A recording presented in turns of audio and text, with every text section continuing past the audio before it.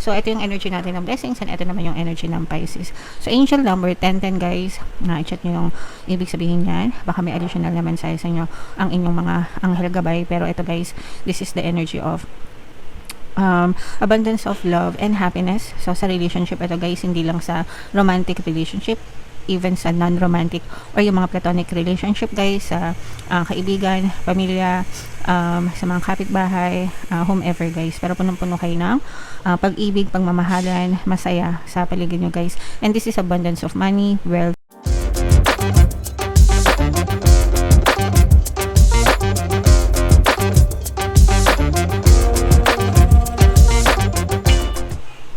Hello guys, hello Pisces, welcome back to Pinoy Pixie Tarot. Ang pamagat ng episode natin for tonight is mga blessings para ngayong March para sa Pisces, Sun, Moon, Rising Sign, and Venus. Ito yung mga potential blessings guys, no, na pwede nyo ma-experience. Wow, so grabe naman, napakaganda naman itong grabe. So, unahin natin itong mga angel messages para sa inyo, Pisces. Happy birthday, no, sa lahat ng Pisces. Ang nanay ko ay Pisces at birthday niya ngayon. So, wish and fairy tale, mga kapiksino. Kung meron kayong mga kahilingan, guys, lalo na ngayong birthday season nyo, Pisces. Wish lang kayo ng wish. Dasal lang kayo ng dasal, and sooner or later guys, talagang didinggin, no, ni universe yung mga bagay na pinagdadasal nyo. Regardless guys, kahit ilang taon kayo, kasi minsan may mga nagtatanong dito sa comment section, madam, senior na po ako, applicable pa rin ba sa akin yan? As long as gusto nyo, as long as i-focus nyo yung attention nyo, energy nyo doon sa mga bagay na gusto nyo, sa mga pinagdadasal nyo, pwedeng pwede, mga kapiksi. Okay?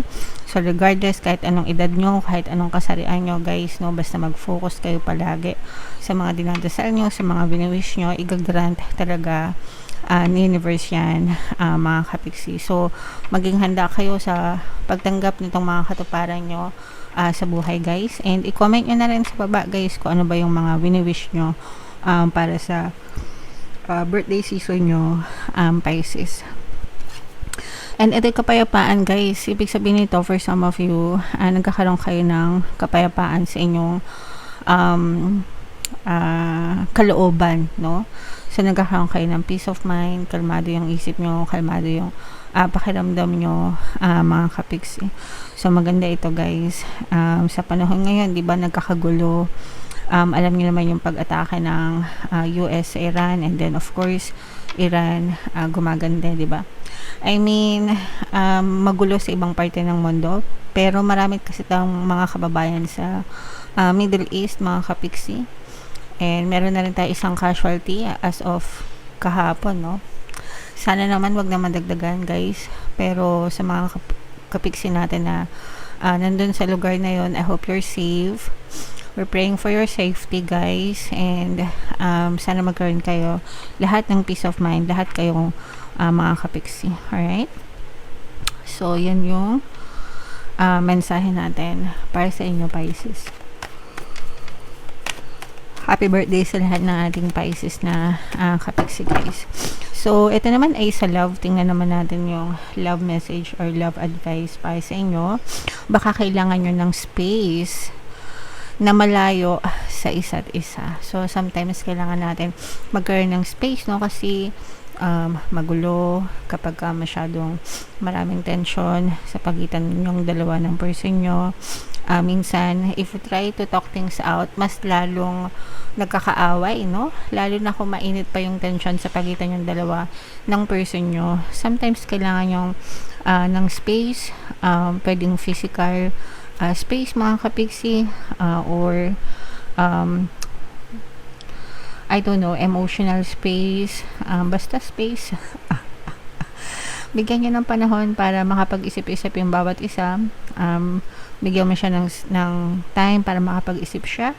And at the same time, para makapag-isip ka rin, no?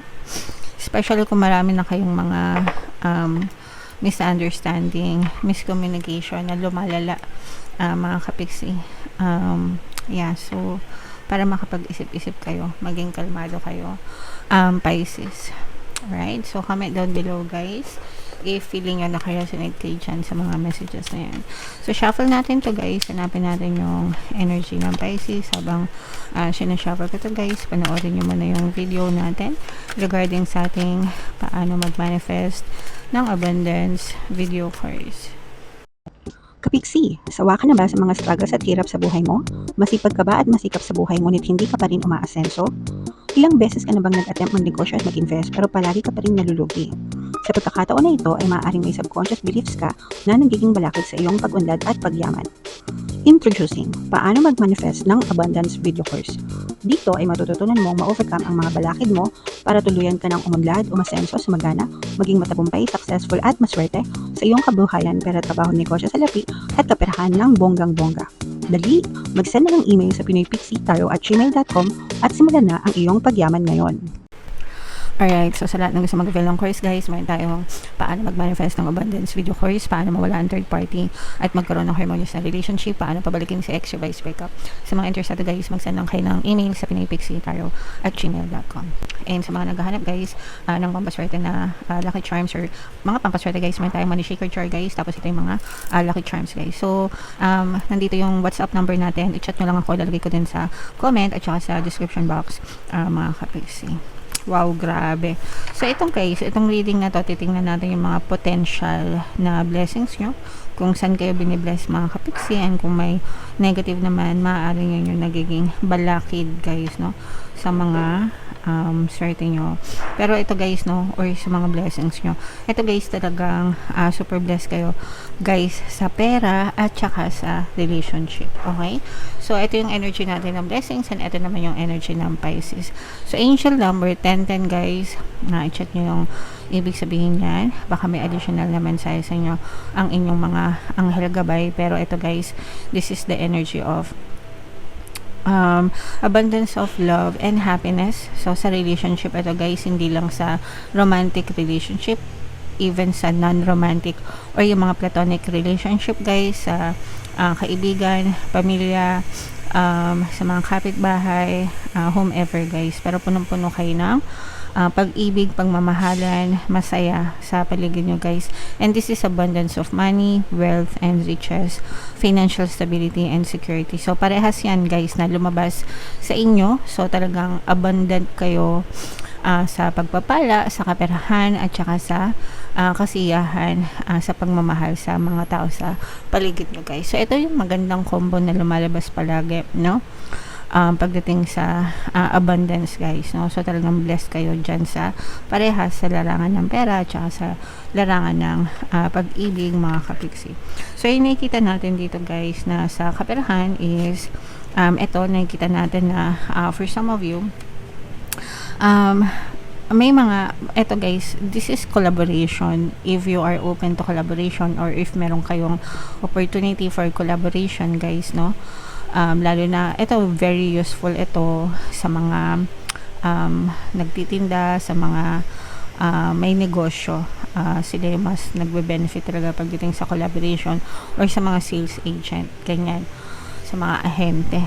Pwede rin ito guys sa mga nagtatrabaho, no? Kung meron kayong mga ka-team na I mean, maganda yung teamwork nyo, no, sa loob ng kumpanya. So, magbe-benefit din guys sa collaboration, guys. Pero, yeah, if there is a room for collaboration para sa inyo right now, sunggaban nyo mga kapiksi, kasi mas maganda pa yung magiging status ng inyong kaperahan kapag, at saka guys, mas marami kayong parang makakapag-ipon na rin kayo right now, or makakapag save kayo, makakapagbakas kayo ng mga savings account, ganyan, kasi pumapaldo kayo sa kaperahan mga kapiksi. Alright? Okay. And ito naman guys, ito naman sa relationship, no, yung iba sa inyo, excuse me guys, sorry, ayan. Muntik na ako ma-atching guys. Yeah. Yeah. So, ito naman guys, nakita natin na for some of you, nakita natin na nagkakaroon ng reconciliation pagdating sa romantic na relationship or even sa non-romantic. Kasi yung iba sa inyo guys, parang nagkakaroon kayo ng nagkakaroon or nagkaroon kayo ng trust issues. And parang ina-isolate nyo yung sarili nyo. Pero, parang right now, parang tapos na kayo dun sa period na yon. And right now, you're going back, no? You're going back to your connections. You are reconnecting again sa mga tao sa paligid mo. And you're starting to be happy again. Kumbaga, parang dumating kayo sa point na para kayong nag-ermitanyo. Alam niyo ba yung mga ermitanyo? Di ba yung mga ermitanyo? Nagtatago sila sa mga kuweba, ina-isolate nila yung sarili nila, ganyan. So, parang ganun yung not literal, no, na tumira kayo sa kuweba, ibig sabihin, parang ina-isolate nyo yung sarili nyo. Pero right now, you are ready na parang mag-reconnect ulit, no? Connect ulit with your friends, with your family, and maganda yan, guys, kasi may establish mo ulit yung maganda and matibay na bonding with your family and friends, okay? Alright, so what else, guys? So, i-main nyo na yan, guys, yung mga abundance of money and abundance of happiness, yung mga magagandang energy sa love at saka sa pera, guys. So, mayroon ditong presence ng fire sign at saka air sign, Aries, Leo, Sagittarius. Ito, guys, medyo may magpapastress sa inyo. Mga kapiksi, malakas yung energy ng stress, guys, because or may mamamanifest kayo na stress. So, kung ayaw nyo ma-stress, guys, huwag kayong mag-focus dun sa mga bagay na nakaka-stress. Ang stress kasi, nagsisimula yan sa overthinking, mga kapiksi. If there's a negative situation or thing na paulit-ulit yung iniisip, syempre, may stress kayo. Okay? So, kung ayaw nyo ma-stress, iwasan nyo mag-isip ng nega, guys. Okay?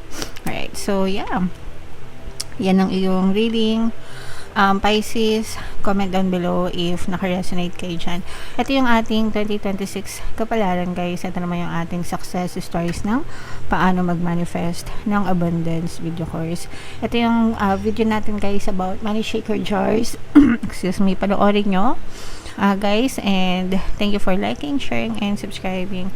See you next time, guys. I love you all. Have a nice day. Bye bye.